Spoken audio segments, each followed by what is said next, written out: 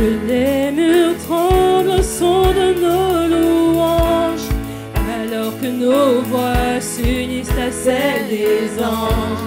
Répand sur nous ton esprit, ta puissance. Ô Jésus, encore une fois, que les murs tremblent. Que les murs tremblent au son de nos louanges, alors que nos voix s'unissent à celles des anges. Répand sur nous ton esprit, ta puissance. Ô Jésus, on va le redire encore une fois, que les murs tremblent au son de nos louanges. Que les murs tremblent au son de nos louanges, alors que nos voix s'unissent à celles des anges. Répand sur nous ton esprit, ta puissance. Ô Jésus, que ton nom résonne en ce lieu. Que ton nom résonne en ce lieu. Que ton nom résonne en ce lieu. Que ton nom résonne en ce lieu. Que ton nom résonne en ce lieu. Jésus, que ton nom résonne en ce lieu. Encore une fois, que ton nom résonne en ce lieu. Que ton nom résonne en ce lieu. Que ton nom résonne en ce lieu. Que ton nom résonne en ce lieu. Jésus, que ton nom résonne en ce lieu. Que les murs tremblent au son de nos louanges, alors que nos voix s'unissent à celles des anges. Répand sur nous ton esprit, ta puissance. Ô Jésus, que les murs tremblent au son de nos louanges. Que les murs tremblent au son de nos louanges, alors que nos voix s'unissent à celles des anges.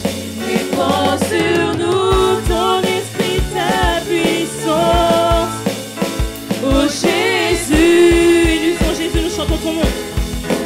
Jésus, nous chantons ton nom en ce lieu. Oui, nous invoquons ton nom en ce lieu. Et nous te proclamons roi en ce lieu. Tu es Seigneur des seigneurs en ce lieu. Jésus, nous chantons ton nom en ce lieu. Oui, nous invoquons ton nom en ce lieu. Et nous te proclamons roi en ce lieu. Tu es Seigneur des seigneurs. Que les murs tremblent au son de nos louanges, alors que nos voix s'unissent à celles des anges. Répand sur nous ton esprit, ta puissance. Ô Jésus, que les murs tremblent au son de nos louanges, alors que nos voix s'unissent à celles des anges. Répand sur nous ton esprit, ta puissance. Ô Jésus, on va le dire encore une fois, Jésus, nous chantons ton nom. Jésus, nous chantons ton nom en ce lieu. Oui, nous invoquons ton nom en ce lieu. Et nous te proclamons roi en ce lieu. Tu es Seigneur des seigneurs en ce lieu. Jésus, nous chantons ton nom en ce lieu. Oui, nous invoquons ton nom en ce lieu. Et nous te proclamons roi en ce lieu. Tu es Seigneur des seigneurs. Que les murs tremblent au son de nos louanges, alors que nos voix s'unissent à celles des anges. Répand sur nous ton esprit, ta puissance. Ô Jésus, que les murs tremblent au son de nos louanges. Que les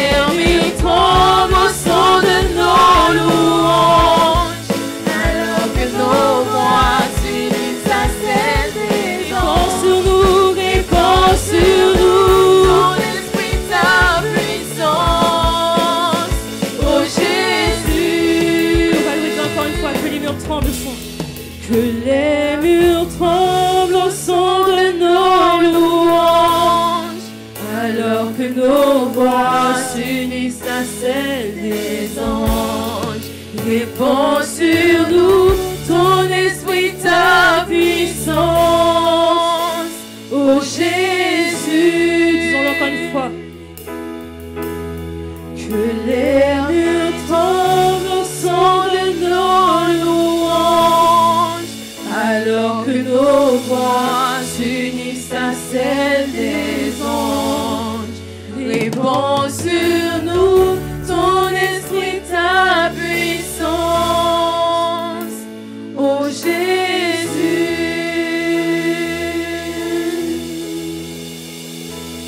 Que les murs tremblent au son de nos louanges, que nous louons un Dieu qui est puissant, qui est vrai, qui est tout puissant, qui est Dieu de l'impossible. Car on sait que notre Dieu peut faire de grandes choses, que tout ce qu'il fait est parfait, que vraiment on veut lui rendre toute la gloire encore ce matin. On veut dire à quel point on est émerveillé par celui qu'il est, par ce qu'il est et parce qu'il a encore fait pour ce qu'il a fait pour nous.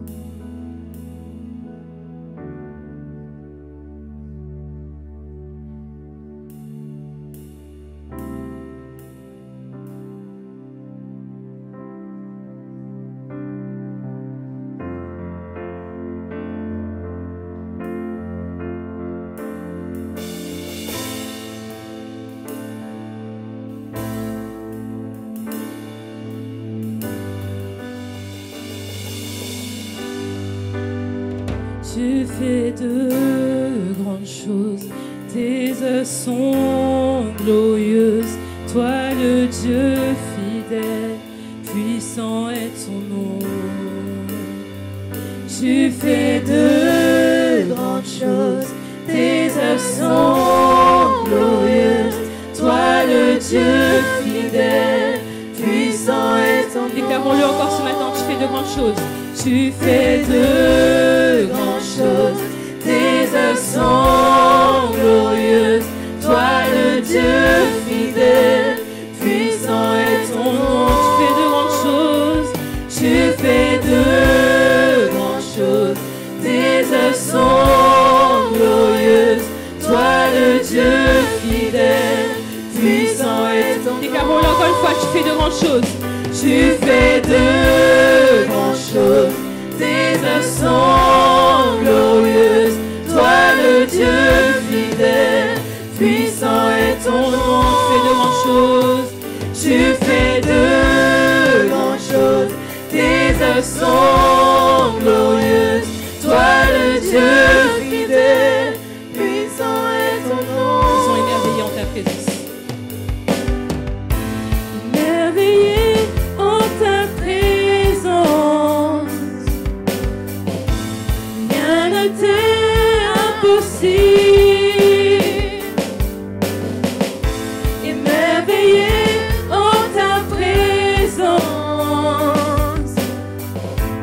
Ta joie me remplit d'espérance. Émerveillés en ta présence. Émerveillés en ta présence. Rien ne t'est impossible, Seigneur. Rien ne t'est impossible. Émerveillés, émerveillés en ta présence. Ta joie me remplit d'espérance. Car il n'y a personne comme toi, Jésus. Il n'y a personne comme toi, Jésus. Personne n'est comme toi sur toute la terre. Il n'y a personne comme toi, Jésus. Personne n'est comme toi. Tu fais de grandes choses, tes œuvres sont glorieuses. Toi le Dieu fidèle, puissant est ton nom. Tu fais de grandes choses, tes œuvres sont glorieuses. Toi le Dieu fidèle,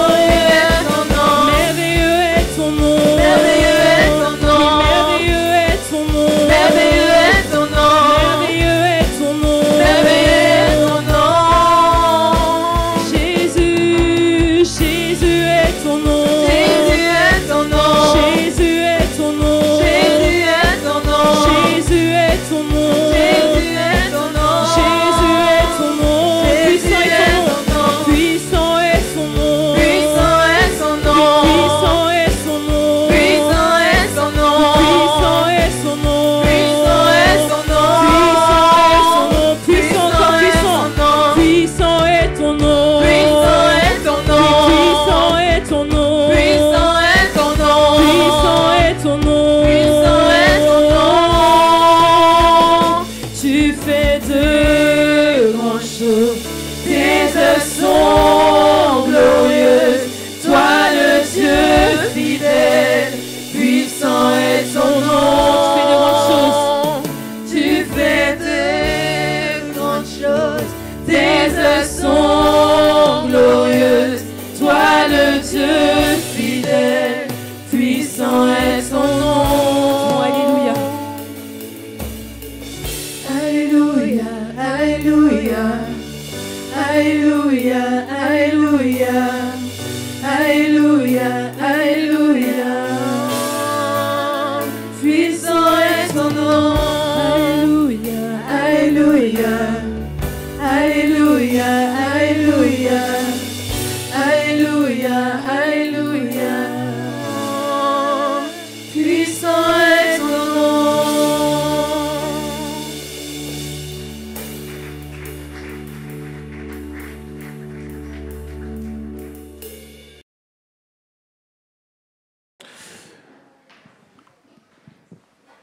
Merci à l'équipe de louange pour ces moments d'adoration et de louange.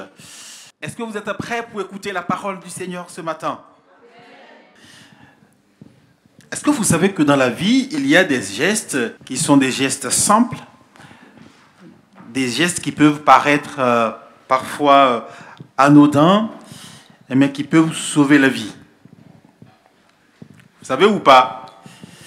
Alors, je pense que pendant la période du Covid, on a eu l'occasion, le temps d'apprendre que des gestes simples, parfois on les a appelés des gestes barrières, n'est-ce pas, qui peuvent nous protéger et nous sauver la vie.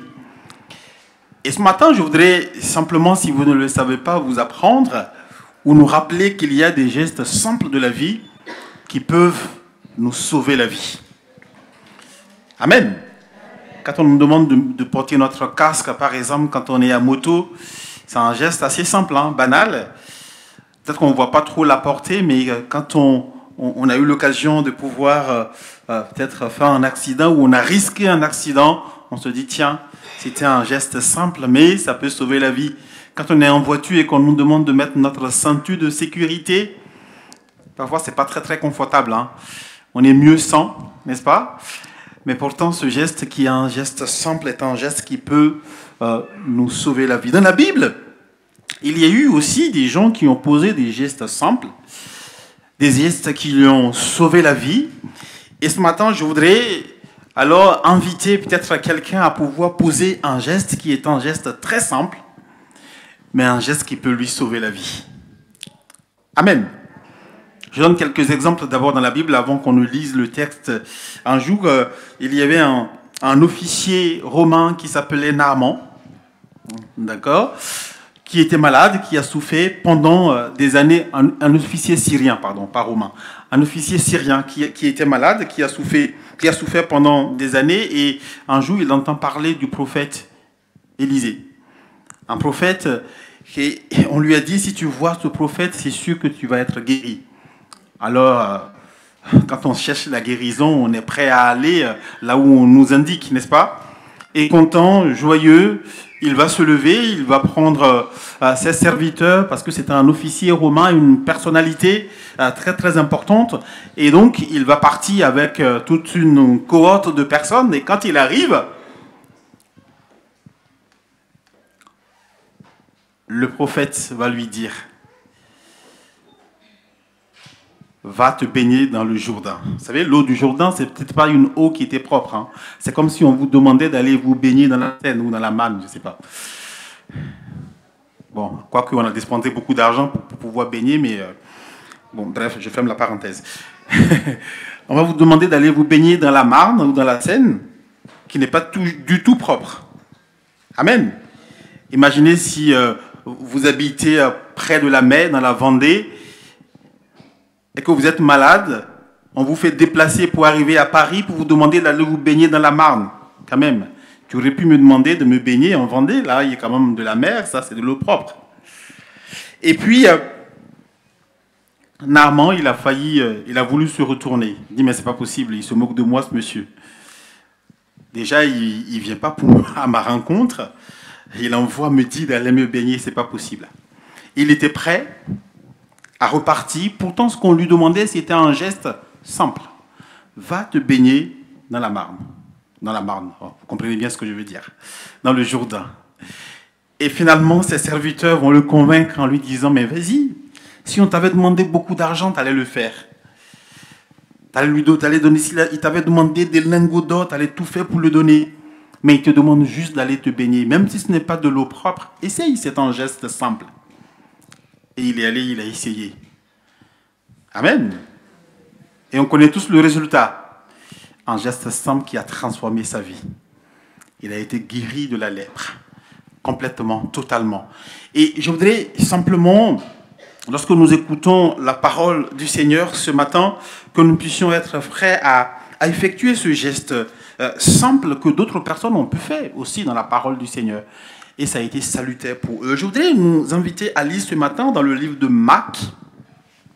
J'ai intitulé ma prédication « Si seulement tu pouvais le toucher ». Marc chapitre 5, 25 à 34. Marc chapitre 5, 25 à 34. Il y avait une femme qui était atteinte d'hémorragie depuis 12 ans. Elle avait beaucoup souffert entre les mains de nombreux médecins. Elle avait dépensé tout ce qu'elle possédait, mais cela n'a servi à rien. Au contraire, son état avait plutôt empiré. Verset 27. Elle entendit parler de Jésus, vint dans la foule par derrière et toucha son vêtement, car elle se disait, même si je ne touche que ses vêtements, je serai guérie. À l'instant même, son hémorragie s'arrêta et elle sentit dans son corps qu'elle était guérie de son mal. Jésus se rendit aussitôt compte qu'une force était sortie de lui, se tourna au milieu de la foule et dit, « Qui a touché mes vêtements ?» Ses disciples lui disent, « Mais Seigneur, tu vois la foule qui te presse et tu demandes qui a touché tes vêtements ?» Jésus regardait autour de lui pour voir qui avait fait cela. La femme effrayée et tremblante s'approche, s'avance et vint se jeter à ses pieds et lui dit toute la vérité. Alors il lui dit, « Ma fille, ta foi t'a sauvée. Pars dans la paix et sois guérie de ton mal. » Amen. C'est un geste très très simple. Elle s'est dit depuis chez elle, simplement si je peux toucher les vêtements de Jésus. Est-ce que c'est compliqué? C'est compliqué? Il faut toucher le vêtement de celui qui est à côté de vous. Vous allez voir, c'est pas très compliqué. Hein? Alors, je ne dis pas que vous allez être guéri. C'est pas très compliqué, c'est très simple. Si je peux toucher son vêtement, je serai guéri. Et elle va mettre tout en œuvre pour pouvoir accomplir ce geste qui est un geste tout simple. Et on voit le résultat dans sa vie. Mais peut-être que si on le dit comme ça paraît très très raccourci et très résumé. Mais la vie de cette femme, vous voyez très bien que c'est un calvaire. Dans 12 ans, elle a souffert d'une perte de sang, d'une hémorragie. Et en Israël, bien évidemment, une femme qui avait une perte de sang était considérée comme impure. Et donc devait être, on va dire, un peu exclue de la société, marginalisée en quelque sorte, considérée comme pécheresse. Et donc, son geste en disant, si je pouvais toucher ses vêtements, parce que pour nous, on dit, mais c'est quand même très très simple. Bon, peut-être il y a l'obstacle de la foule, mais on peut se dire, c'est quand même très très simple d'aller toucher le vêtement de quelqu'un, il suffit de se faufiler. Mais cette femme, peut-être que pendant des années, elle n'arrivait pas à sortir, elle essayait de se cacher parce qu'elle était pécheresse. Elle se considérait comme pécheresse et la société la considérait comme pécheresse, marginalisée. Elle porte non seulement la souffrance de la maladie dans son corps, mais elle porte aussi une souffrance de son éloignement, on va dire, social, où elle ne pouvait pas, en fait, s'épanouir socialement. Ne me demandez pas si elle pouvait travailler, c'est impossible. Ça n'a pas duré une année, ça n'a pas duré 2 ans, ça n'a pas duré 3 ans, ça n'a pas duré 4 ans, ça a duré 12 ans de calvaire, 12 ans de souffrance. Et dans cette résolution, quand elle a entendu parler de Jésus, en disant simplement si je pouvais toucher son vêtement, parce qu'elle sait très bien qu'elle n'a pas, en tant que femme déjà, elle n'a pas le droit de toucher un prophète, un homme, de surcroît un prophète, et en plus, en tant que femme tout simplement, mais en plus en tant que femme malade, considérée comme impure, c'était impossible qu'elle puisse avoir accès à Jésus, humainement parlant. Et je vous ai dit à quelqu'un ce matin, parfois il y a beaucoup d'obstacles qui nous permettent de pouvoir accomplir peut-être des gestes qui sont très très simples, qui peuvent être salvatrices pour nous, mais il y a beaucoup de choses qui peuvent constituer des barrières devant nous pour nous empêcher tout simplement de pouvoir toucher Jésus.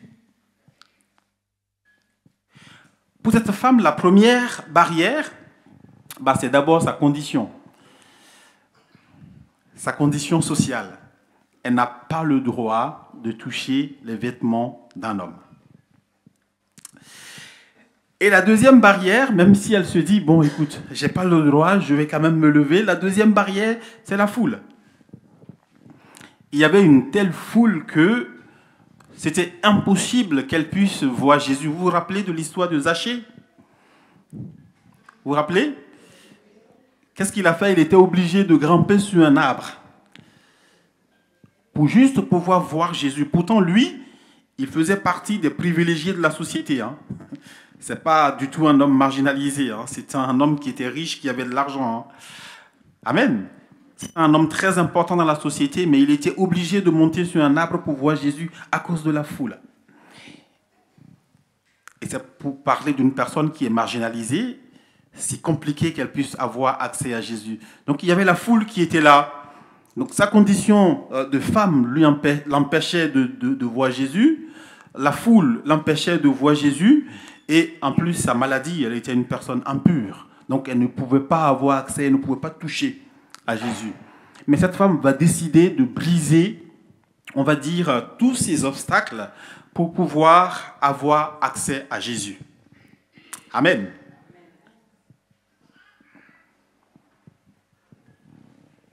Peut-être que j'allais poser la question de savoir qu'est-ce qui nous empêche, tout simplement aujourd'hui, d'avoir accès à Jésus.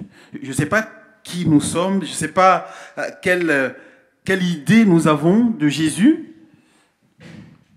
puisqu'on est dans un monde où quand même presque, on est en France, beaucoup de personnes ont déjà entendu parler de Jésus, n'est-ce pas? On entend parler soit simplement comme un homme qui a vécu à une certaine époque.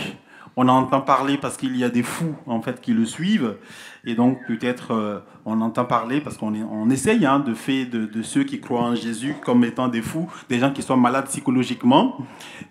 On entend parler peut-être comme quelqu'un qui fait des miracles, mais on n'y croit pas trop. Peut-être que tu n'y crois pas trop. La Bible dit que cette femme, elle a juste entendu parler de Jésus. Amen.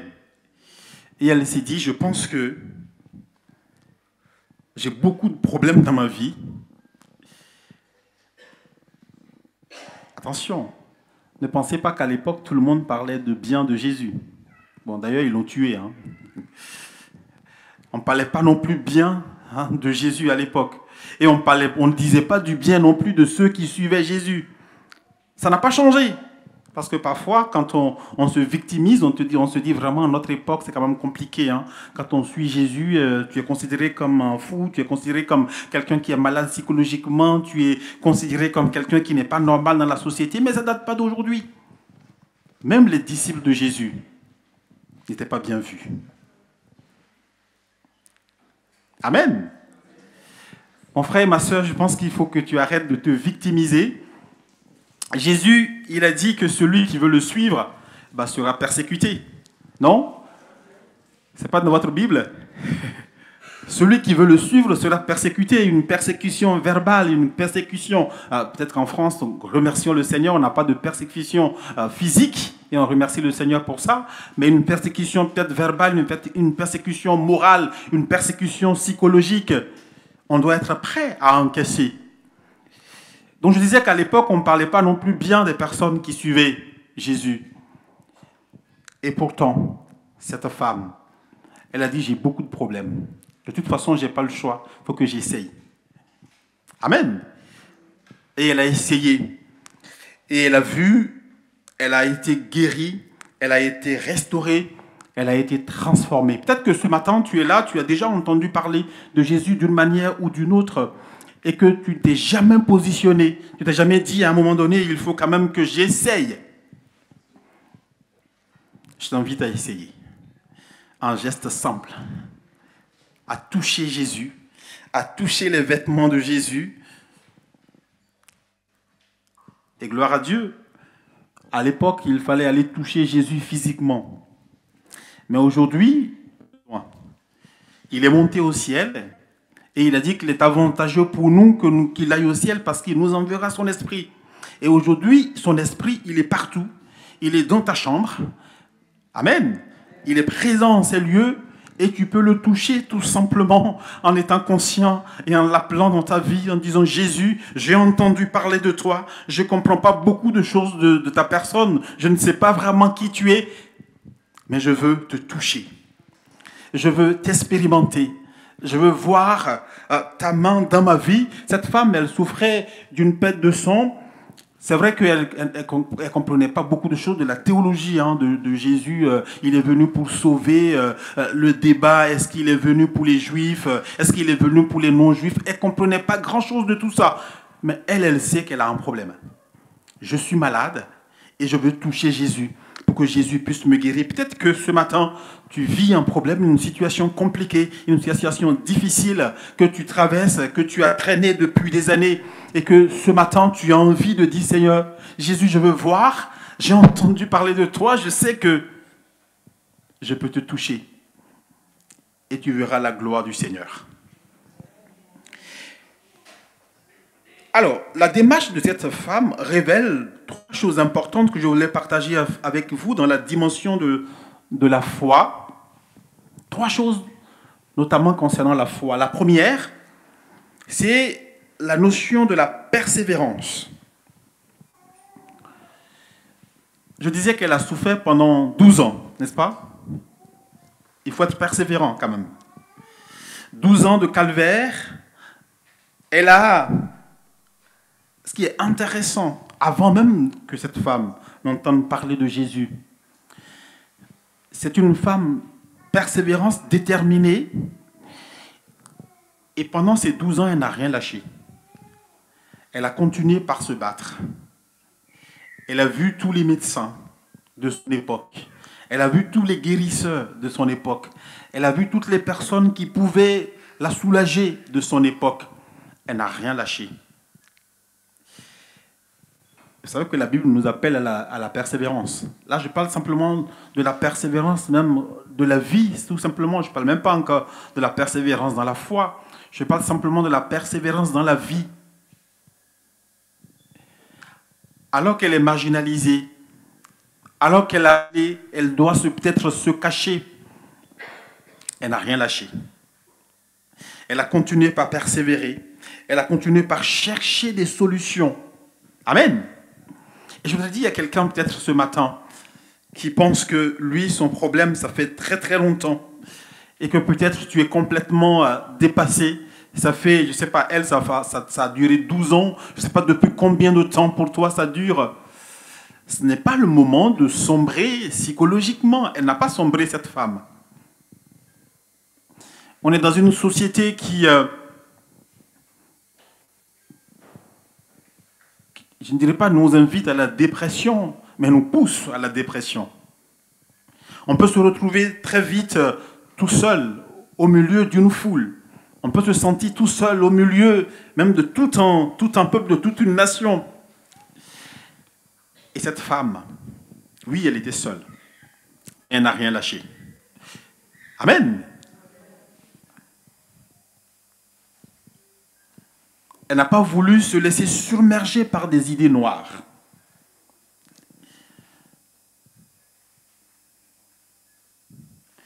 Peut-être que pour nous aujourd'hui, Quand on dit qu'elle a cherché à toucher les vêtements de Jésus, ça me paraît une évidence, parce que ça me paraît simple à faire. Mais elle a risqué sa vie. Hein. Vous êtes d'accord avec moi? Elle a risqué sa vie en allant toucher, en tant qu'une femme, entre guillemets, qui n'était pas, je ne vais pas prononcer des mots, mais une femme qui n'était pas, qui devrait pas être dans la société, qui devait être quelque part cachée, aller toucher un prophète qui est saint.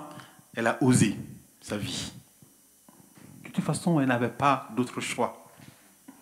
Quelle persévérance et quelle détermination. Et je voudrais encourager quelqu'un ce matin.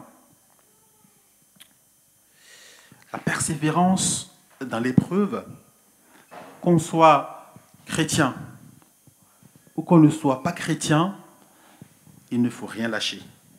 Il est important d'être déterminé et d'avancer. Amen. Il ne faut jamais laisser l'ennemi nous faire croire que c'est terminé. Vous savez, quand Élie était complètement déprimé, après avoir accompli quelque chose d'extraordinaire, il a glorifié le nom de Dieu, mais après, il est tombé dans la dépression.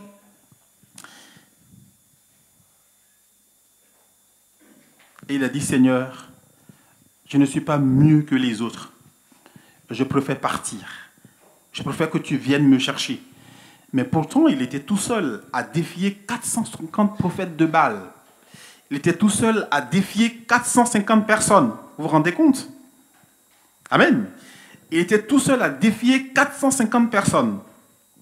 Et une fois qu'il a accompli ça, il me dit, mais finalement, maintenant, je pense que je ne vaux plus rien. Je préfère mourir. Vous savez, lorsque l'ennemi veut nous pousser à avoir des idées noires, lorsqu'il veut nous pousser à rentrer dans la dépression, il nous permet de ne plus, il nous évite de voir en fait tout ce qu'on a pu faire dans le passé. Il nous permet de voir uniquement que les choses qui ne vont pas dans notre vie. Mais je veux te dire ce matin, il y a beaucoup de choses qui vont dans ta vie. Amen. Est-ce que tu peux oublier les 2-3 trucs qui ne vont pas et regarder tout ce qui va dans ta vie?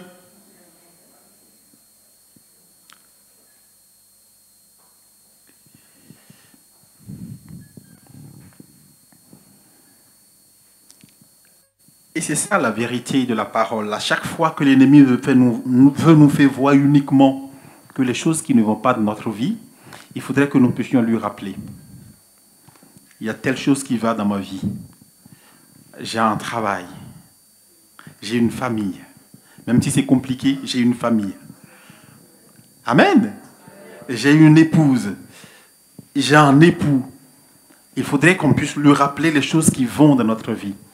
Et nous accrocher aux choses qui sont bien. Je ne sais pas à quoi cette femme s'est accrochée pour continuer par persévérer. Je suis malade, mais j'ai encore la vie. Je suis malade, mais je peux encore me lever. Je suis malade, mais je peux encore me déplacer.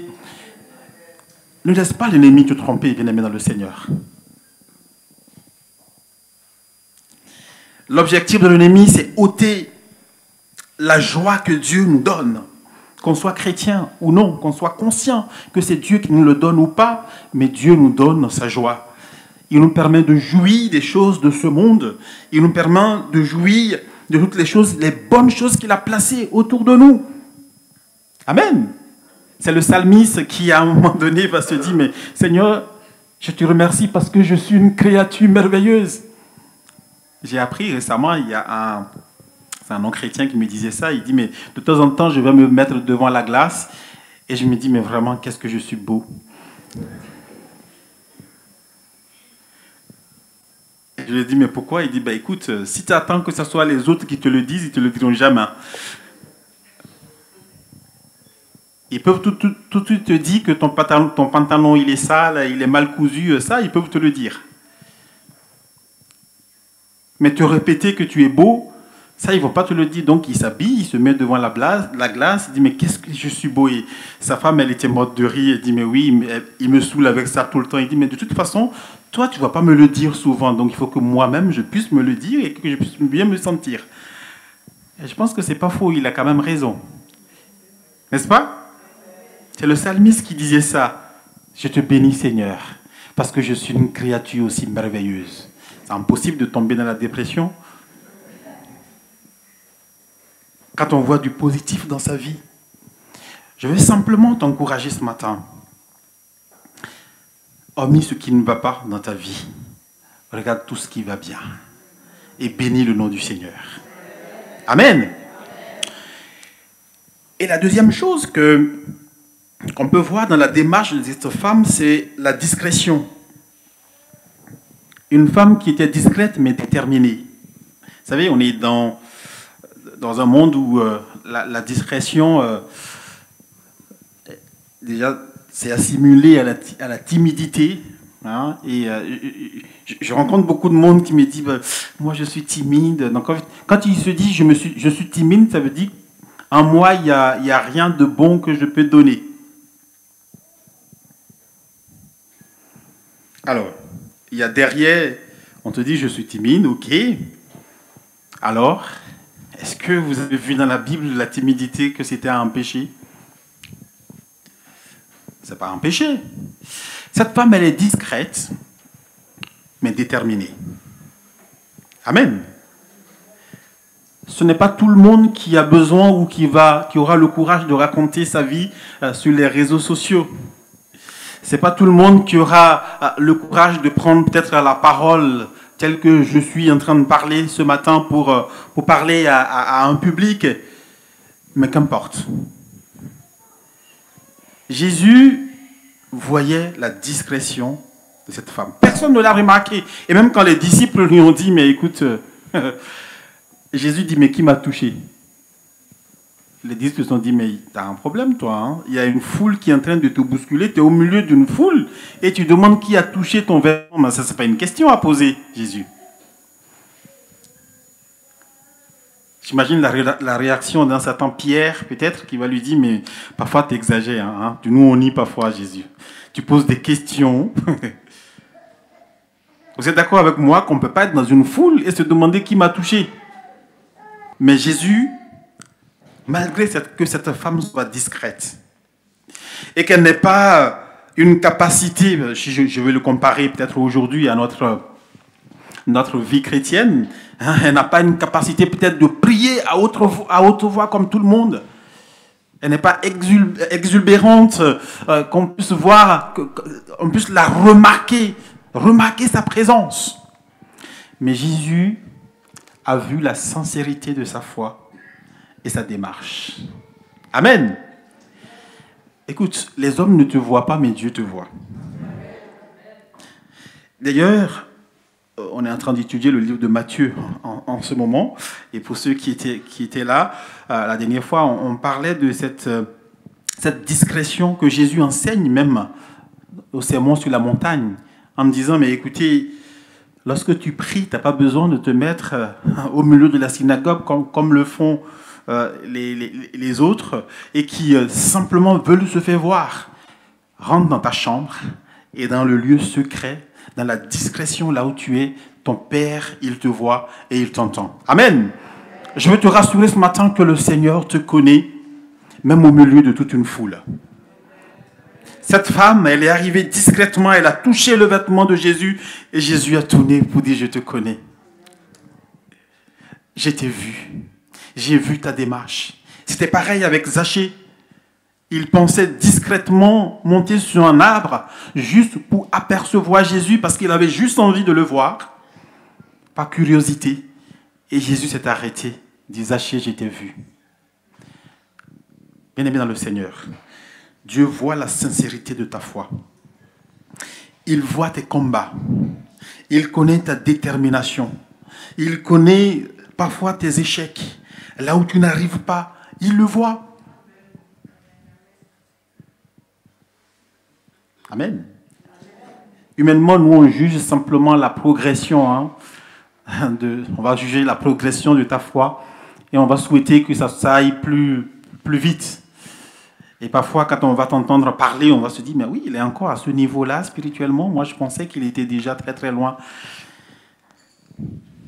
Mais qu'importe.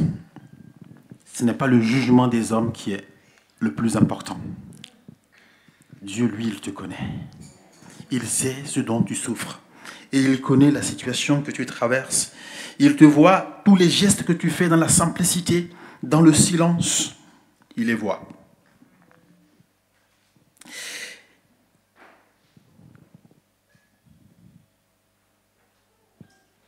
Et ce qui est très intéressant, c'est que Jésus, il va appeler cette femme ma fille. Bon, on ne sait pas quel âge elle a. Mais ce qui est certain, c'est que Jésus, lui, n'avait pas plus de 33 ans.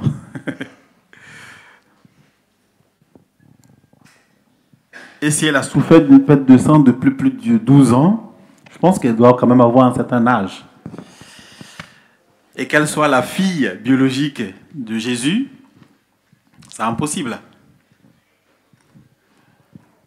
Pourquoi Jésus l'appelle ma fille?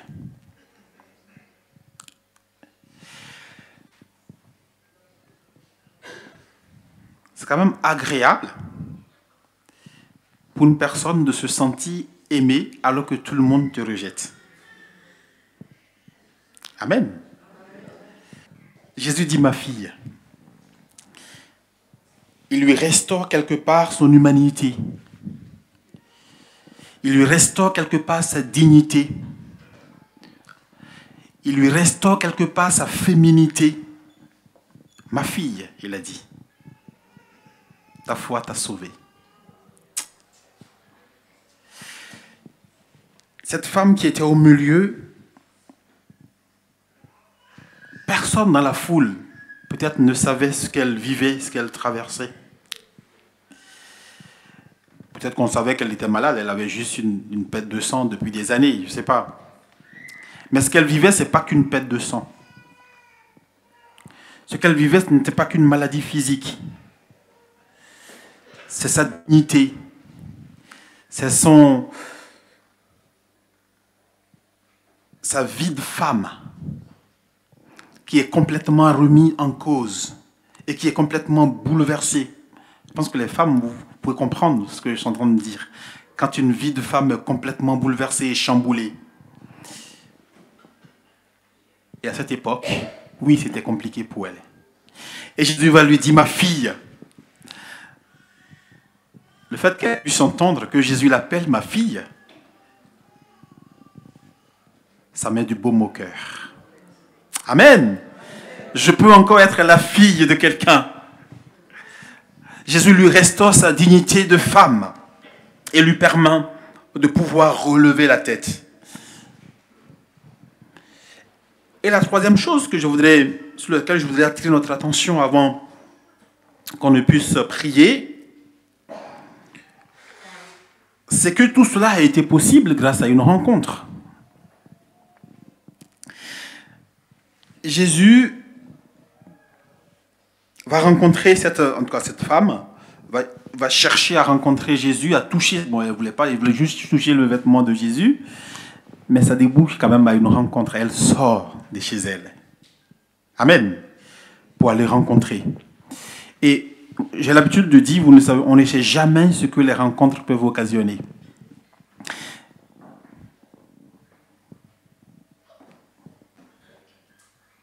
Amen.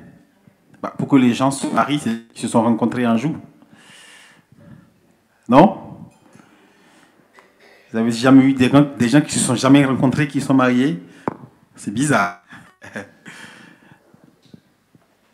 Pour qu'on devienne des amis, c'est qu'on s'est rencontrés un jour.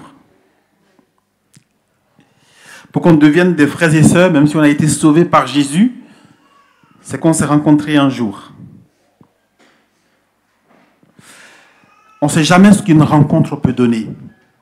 Et là, je ne parle même pas d'une rencontre. Là, c'était une rencontre avec le Seigneur physiquement.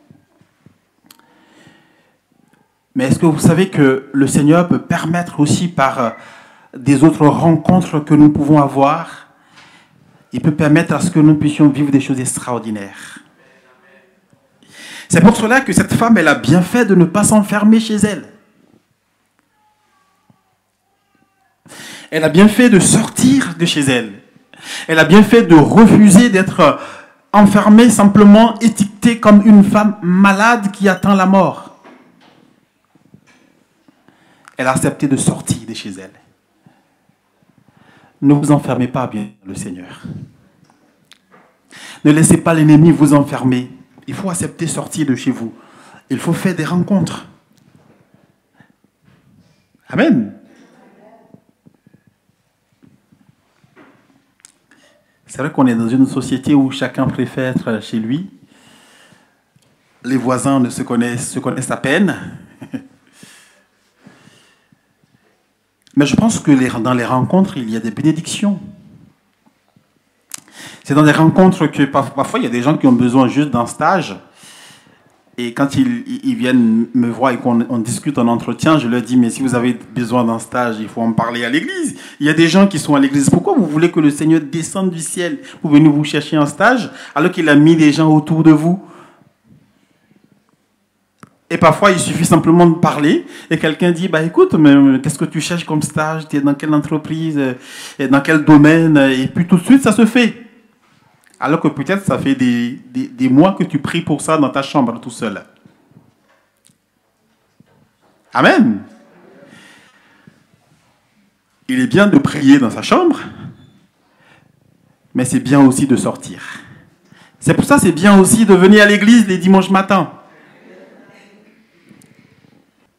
Parce que le dimanche matin, tu peux rencontrer un frère, tu peux rencontrer une sœur, qui va peut-être te donner une parole, qui juste par un simple sourire va permettre à ce que ta journée soit égayée.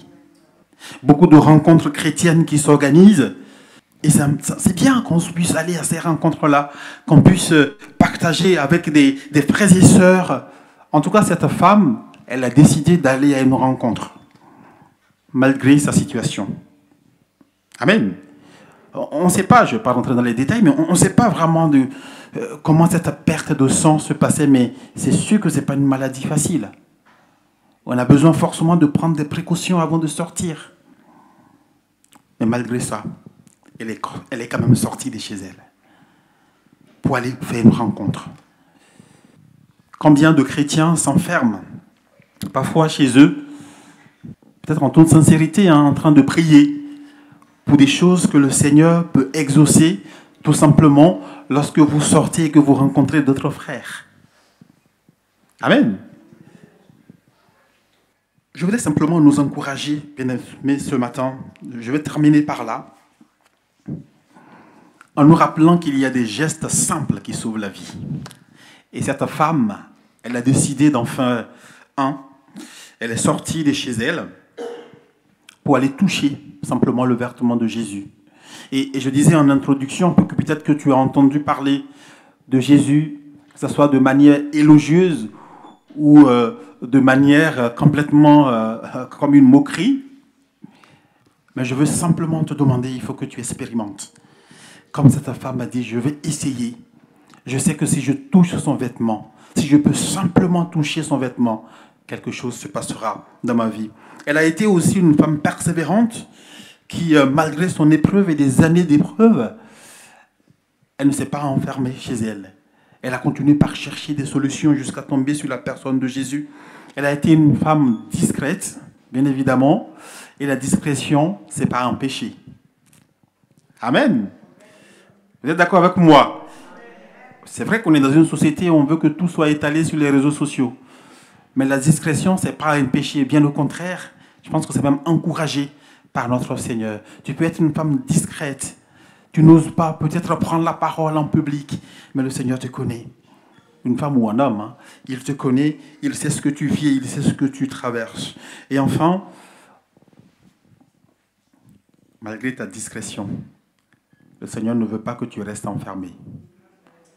Ose sortir, ose faire des rencontres, ose rencontrer d'autres chrétiens, partager d'autres choses, partager ce que tu vis. Amen. De bénir. Parce que très souvent, le piège, c'est qu'on pense qu'il il faut que le miracle de Dieu s'opère lorsque nous sommes dans notre chambre en priant. Mais je veux vous dire que le miracle de Dieu, souvent, il s'opère par l'entremise d'un frère, l'entremise d'une sœur, l'entremise d'une autre personne. Amen. Oh, alléluia. Même si pendant trop longtemps tu as refusé de lui parler, Jésus connaît tes sentiments, il est toujours prêt à recommencer. Et deux fois son regard tu as évité, angoissé, déchiré, tourmenté, vivant dans la culpabilité,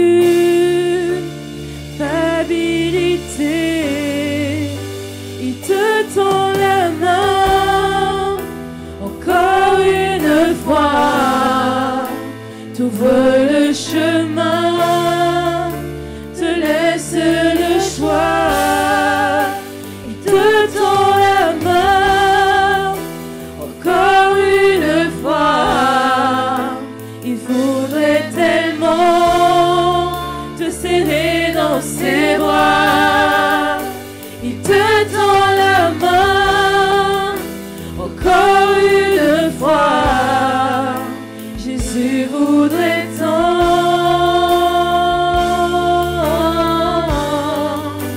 rebâtir ta foi.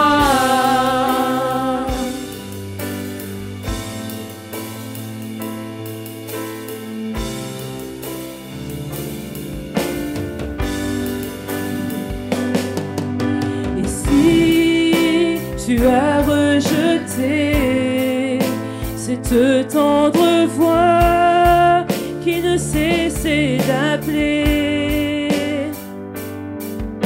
elle peut encore te diriger, souffler à ton oreille que tu es pardonné. Ne t'inquiète pas pour demain, Dieu détient la clé de ton dessein. Laisse-le déployer sa grandeur, remplir d'amour le vide de ton cœur. Il te tend la main encore une fois, t'ouvre le chemin, te laisse le choix. Il te tend la main encore une fois, il voudrait tellement te serrer dans ses bras. Il te tend la main encore une fois, Jésus voudrait tant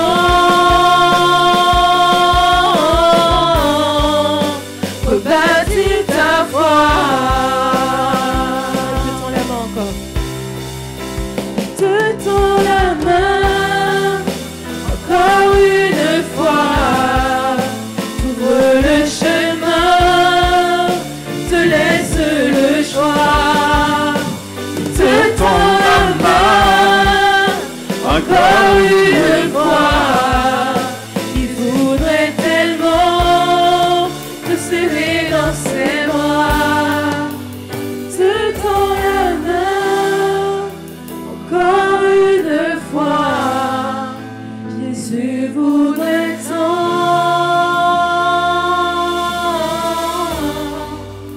rebâtir ta foi. Me voici à genoux devant toi, j'abandonne tout, j'abandonne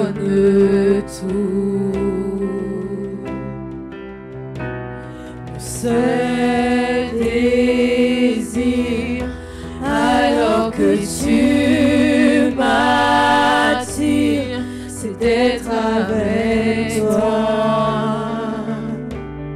C'est d'être avec toi.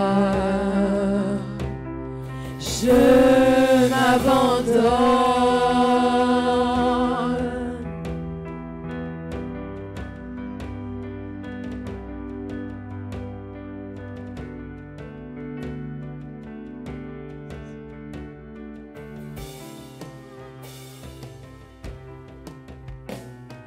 Par ta grâce, viens inonder mon âme. J'ai besoin de toi.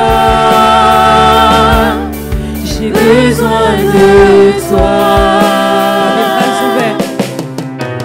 Les bras ouverts, tu entends ma prière.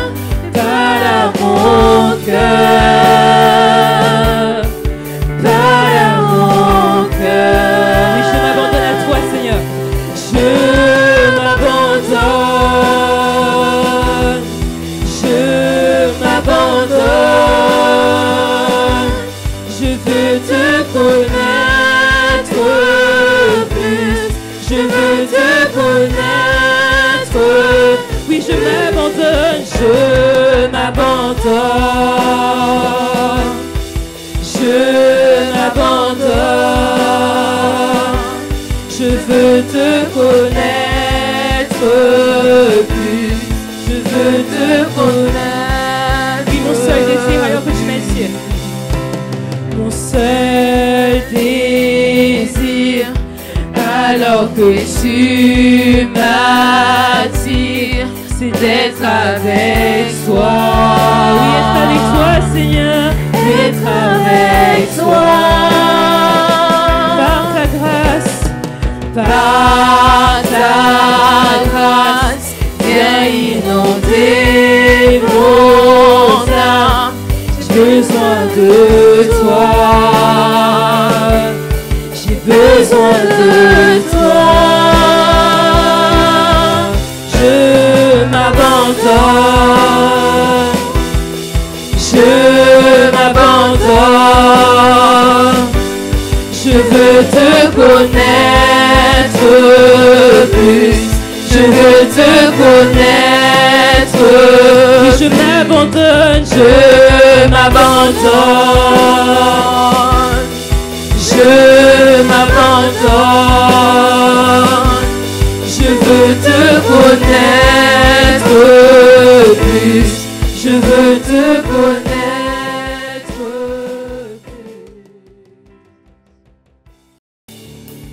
Fais d'un vent puissant, souffle maintenant. Je viens régner, je viens régner. Alléluia. Oh, moi. Tu nous as tant bénis, Seigneur. Tel un ouragan, réveille mon âme. Je viens régner, je viens régner en moi. Tel un vent puissant, souffle maintenant. Je viens régner,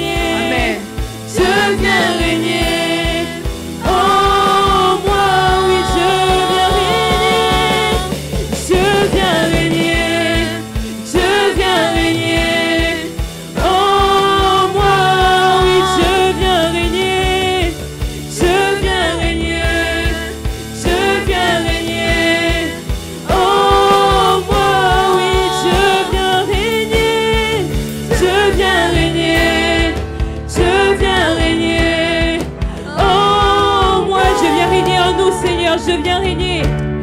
Je viens régner.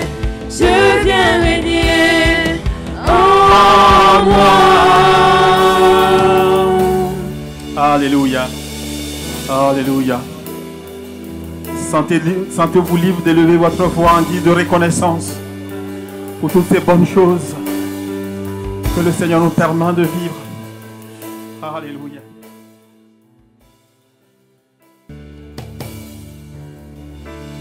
Lumière du monde venue dans l'obscurité, tu m'ouvres les yeux et je vois tant de beauté que mon cœur ému t'adore. Je sais que ma vie est en toi. Et me voici pour louer. Et me voici pour louer. Me voici à tes pieds. Me voici pour dire tu es mon Dieu. Car tout en toi est beauté, tout en toi est grandeur, tout en toi est merveilleux pour moi. Du roi éternel, roi éternel, élevé au-dessus de tout, ta gloire resplendit dans le ciel.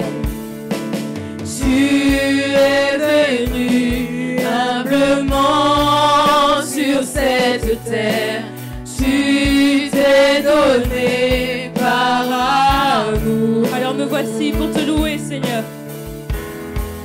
Et me voici pour louer, me voici à tes pieds, me voici pour dire tu es mon Dieu.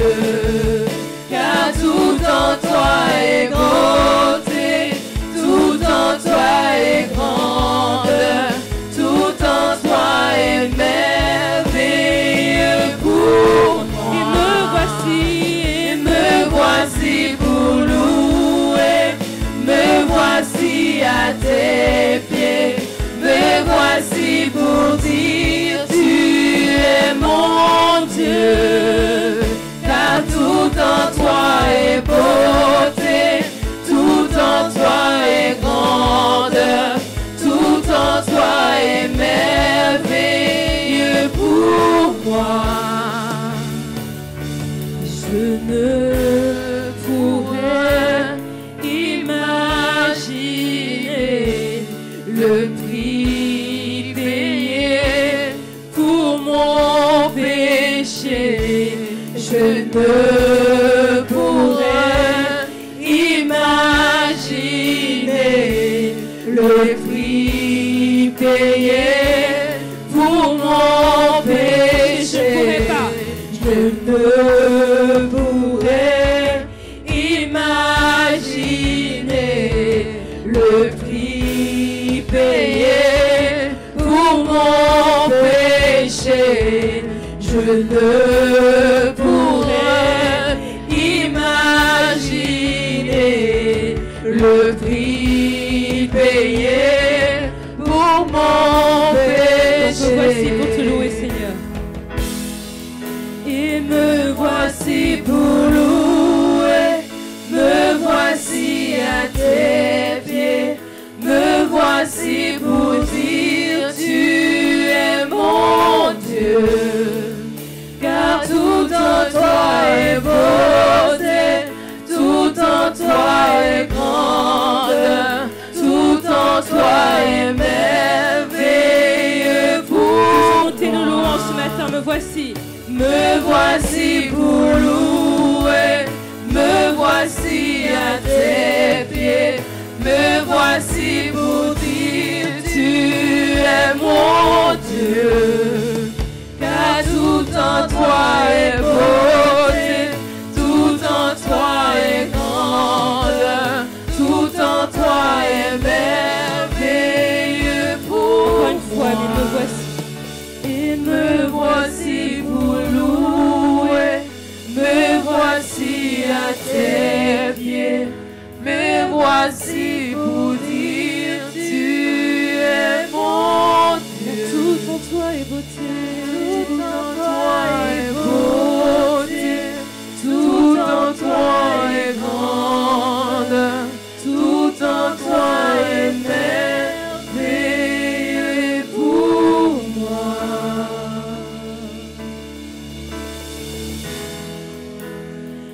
celui qui est assis sur le trône et à l'agneau, soit la louange, l'honneur, la gloire, la force à jamais.